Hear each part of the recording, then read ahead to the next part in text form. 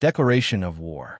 The message came in the form of a golden obelisk that crash-landed in the Pacific, rose from the water like a god, and projected itself into every screen, speaker, and smart toilet on Earth.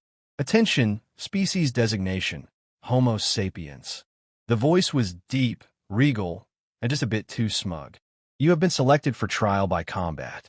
The Galactic Empire requires a champion. Refusal is non-negotiable. Submit your best warrior to the Colosseum of Champions or forfeit sovereignty of her homeworld. Then the image changed, showcasing a towering alien clad in obsidian armor, glowing with energy, wielding a blade made of pulsar light. A name scrolled across the bottom. Valtor the Infinite Blade. The world panicked. Then it argued. Then it panicked again. The United Nations, the Global Defense Corps, the AI councils, all convened emergency sessions. Special forces units were weighed and measured. Cyber-augmented super soldiers were run through simulations. But deep down, everyone knew the truth. Earth couldn't win this fight by playing the Empire's game. So, naturally, they sent for Rita Morales and woke her up during her nap. Rita Morales hadn't worn a uniform in 6 years. She didn't own a gun, didn't know martial arts, and the only gym she visited was her garage. But she did know how to fix things, anything, everything. And right now, someone was knocking on her trailer door with the kind of urgency that only governments and fireballs could produce.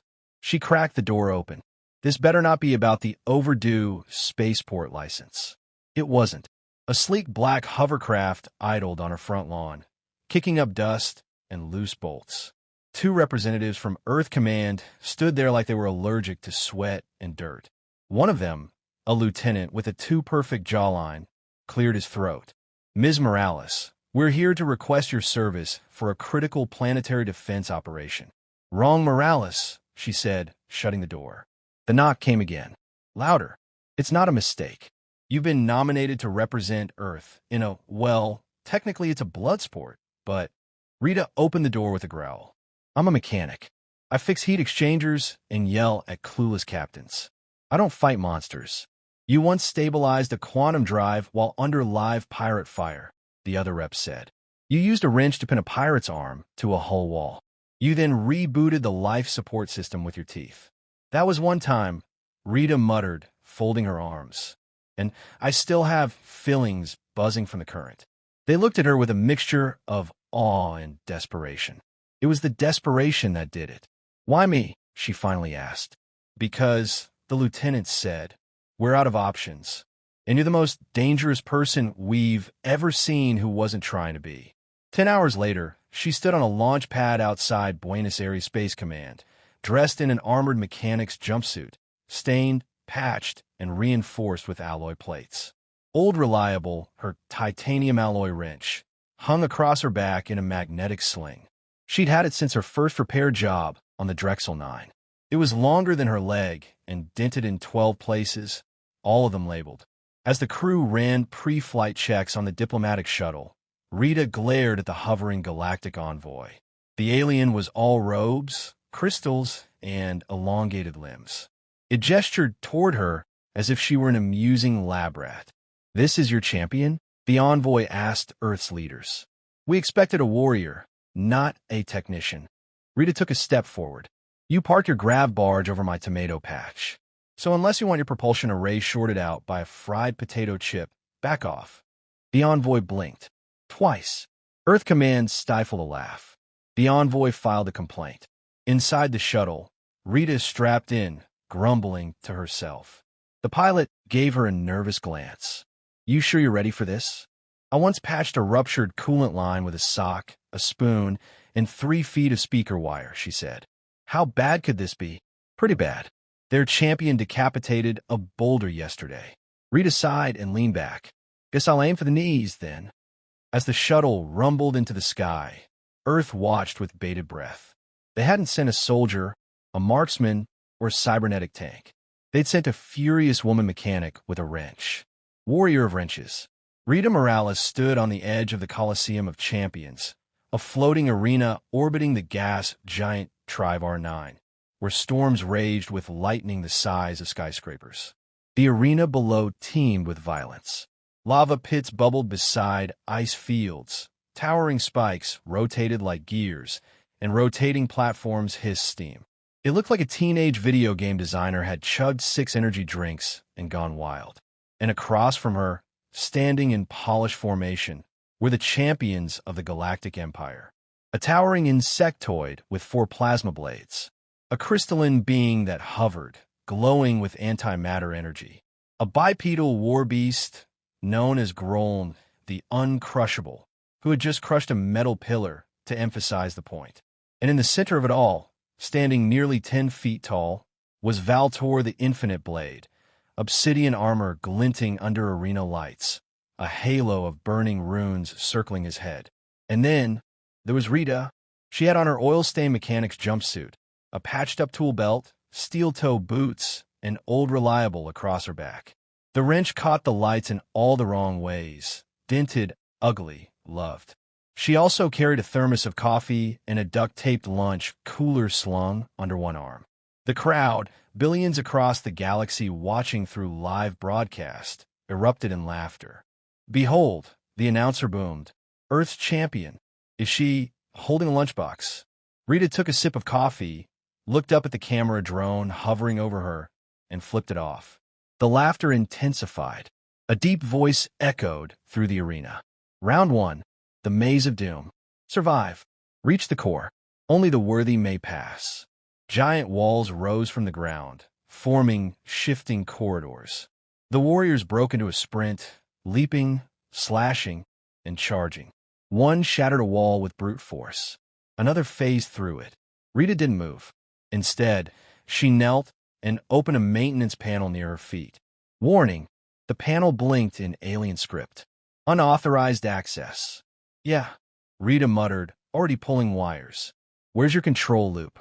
She worked fast, bypassing 3 security locks, bridging an overload resistor, and hot-wiring the central control relay. Her fingers flew like she was back in the engine room of a burning freighter. One warrior, a serpentine assassin, turned a corner toward her, blades spinning. She didn't look up. She grabbed a canister from her belt, chucked it. His pop. A burst of expanding foam coated the serpent mid-strike, freezing him in place like a squealing popsicle. She finished her work, jammed her wrench into the relay as an override key, and flicked the switch. All around the maze, the walls froze mid-movement. The spike traps retracted. Pressure plates reset. The Maze of Doom sighed and powered down. Rita stood up, dusted her hands, and casually walked through. "Is that legal?" the announcer asked, confused. She's just walking. No combat. No injuries. This has never... Wait, the death saws aren't spinning. She's drinking coffee. Rita passed by a warrior crawling out of a trap pit. "Should have checked the hydraulics," she said, sipping. By the time the others reached the core, bleeding and battered, Rita was sitting on a panel box, flipping through the maze's diagnostic screen. Valtor emerged last, sword glowing with residual heat. He saw her, frowned. "You disgraced the trial," he growled. Rita glanced at him. "You're leaking from your left thigh plate." He blinked. She pointed at a hairline fracture in his armor. "Coolant's venting. You'll seize up in 12 minutes unless you reroute." "I'd fix it, but you seem the stabby type." The core chamber pulsed red. Round 1 complete. Earth's champion. First to core. 100% integrity. The audience was stunned. Commentators scrambled for explanations. The Empire's high command stared at their monitors, baffled. Earth command back home held their breath. And Rita? She stretched her back, winced at the pop, and muttered, "Not bad for someone who failed gym twice." Later that cycle, in the champion quarters, warriors whispered in unfamiliar tones. "She disabled the entire system," murmured one. "Is wrench sacred weapon?" asked another. "She fixed the Maze of Doom." Valtor remained silent, watching the footage again, frame by frame. He didn't understand this human. She hadn't fought. She hadn't killed. And yet, she had won. "Next round," he said coldly, "she'll face me." Rita sat in her corner bunk, sipping from a cracked mug. She looked out at the stars, thousands of them, sparkling beyond the arena dome. This wasn't a war. It wasn't a battle. It was a spectacle. And she wasn't playing their game. They wanted warriors? They got a woman with a wrench. The infinite blade. The arena was quiet, not silent. No, the crowd of trillions roared across galaxies, but the Colosseum of Champions itself was still, like a beast holding its breath. Above them, Triver 9 cast a pale crimson glow. The final round had begun. Valtor the Infinite Blade stood in the center, flanked by pillars of flame and adorned in his obsidian war armor, pulsing with red energy. His sword, longer than Rita was tall, thrummed with contained plasma. Gravity distortion rings hovered around his shoulders like battle halos. And across from him, standing at the far end of the platform, adjusting her gloves and chewing gum with an air of extreme disinterest, was Rita Morales. The crowd expected a massacre. The announcer's voice trembled. Final trial, duel of champions. Combatants, ready yourselves. Valtor raised his blade, speaking with the dignity of a monarch and the volume of a thunderclap. You mock this sacred trial, Earthling. There is no honor in sabotage. You cannot hack your way through me. Rita adjusted old reliable honor back and cracked her neck. If I wanted honor, I'd have joined the Navy. I'm here because you idiots blocked my solar panels and wrecked my tomato garden. He lunged, faster than anyone expected for something that massive. Valtor's blade cleaved downward, shattering stone where Rita had just been standing. She'd rolled out of the way, barely avoiding molten impact. A second strike followed. She ducked. Sparks flew. By the third swing, she was running. Come on, she muttered, eyes darting around the arena. This wasn't a flat battlefield. It was a technical marvel. She just had to find the access points. Valtor chased her like a god of war, slicing through walls, crushing pylons. But with each missed blow, she led him deeper into the infrastructure of the arena. Don't run from me, human, he bellowed. I'm not running, she shouted back. I'm luring. She spun suddenly and slammed her wrench against a power junction embedded in the floor. A burst of sparks flew as she ripped off the casing and jammed her forearm into the conduit. Pain lanced up her body, but the panel opened. Blueprints flashed across her lens visor. Electrical, hydraulic, magnetic flow. Let's see, she hissed, fingers flying. Central power coil, localized grav control, jackpot. Valtor closed the distance and struck. Rita dove. The blade sliced past her, carving into the panel, but not before she completed the override. A pulse of energy surged from the ground. The arena's gravity shifted violently. Valtor staggered as his steps became unstable, weight doubling, tripling, then lightening. Rita used the chaos to scramble onto a nearby spire, climbing toward a magnetic array. You toy with forces you don't understand. Valtor growled. I understand enough to know your suit's running hot, she called down. Armor like that runs on a closed cooling loop. And right now, she hurled a wrench-sized capacitor grenade at his feet. The blast wasn't lethal, but it released a sharp pulse of electromagnetic disruption. Valtor's left arm seized, armor joints locking. He grunted, stumbling. Rita leapt down and landed hard, sliding to a stop beside him. She grabbed a pry lever from her belt and jammed it into a joint at his knee. Sparks. A burst of steam. He dropped to one knee. He swung a gauntlet fist. She ducked and smashed old reliable straight into his faceplate. Clang. The sound rang through the arena. Valtor reeled. Your kind always think strength is about swords and roars, Rita snapped. But strength's knowing what's going to fail and win. She popped a side panel on his armor, exposing an overheating microcore, and pulled a thin copper wire from her wrist wrap. Let's vent some pressure. She shorted the coil. With a roar, Valtor's armor locked completely. His sword dropped from his hand. Rita caught it just before it hit the ground, stumbled under its weight, then let it clang beside her. Too heavy. Not practical. Definitely not her style. She raised her wrench instead. Valtor glared, seething, unable to move. I was forged in the gravity crucibles of the car. I've slain fleets. You are nothing. She stepped forward, wrench raised, and tapped him, lightly, on the helmet. Thunk. Wrong, she said, stepping back. I'm maintenance. And buddy, your whole empire's due for a service check. He slumped forward, unconscious. Silence. And then the crowd erupted.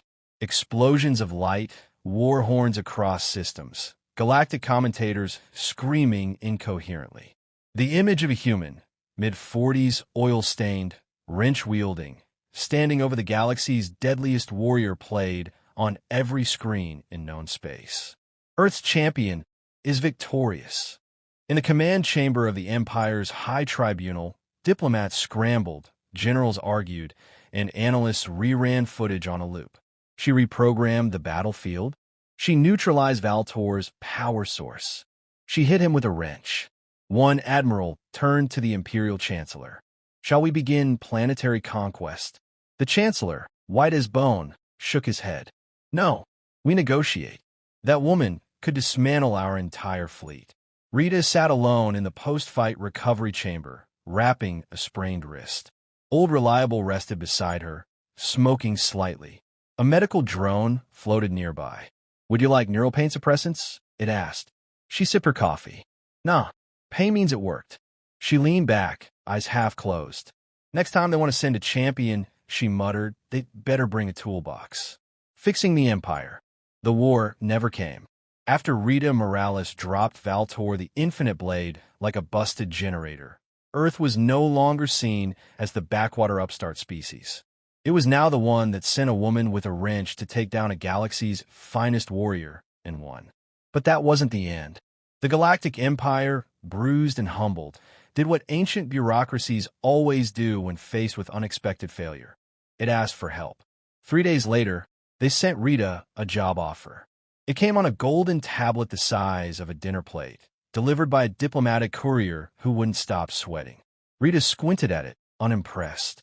"Imperial Consultant of Systems Integrity," she read aloud. "Is it their way of saying they want me to fix their junk?" "They wish to avoid another incident," the courier stammered.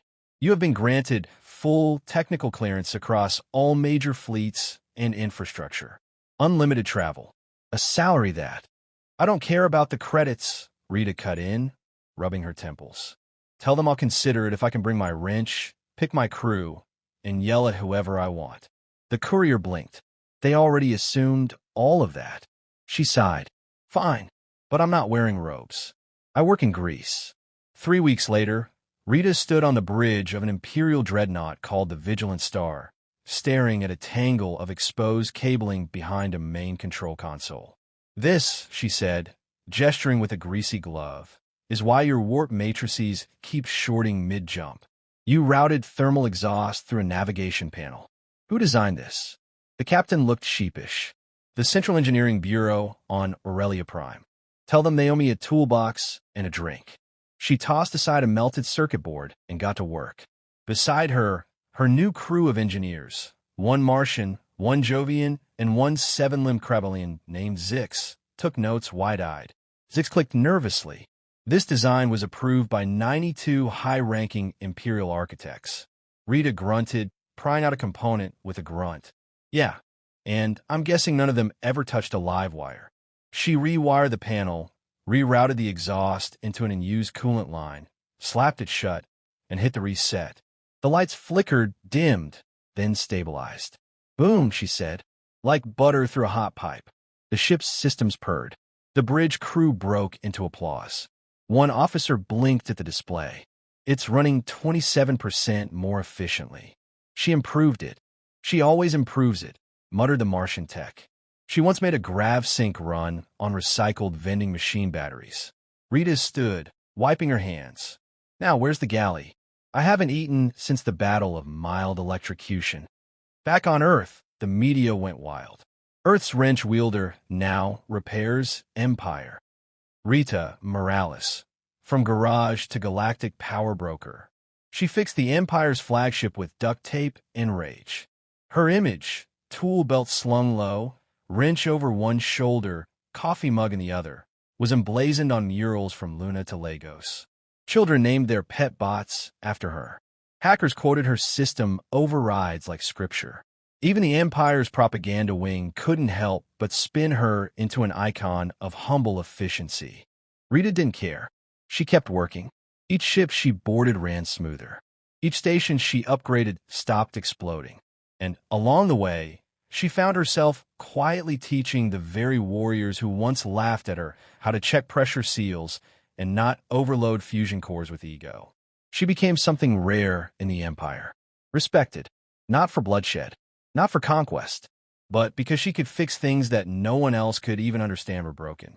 One evening, months later, Rita sat in the maintenance bay of a vast spaceport orbiting the twin stars of Carvel, sipping cold coffee and watching the stars. Valtor sat beside her.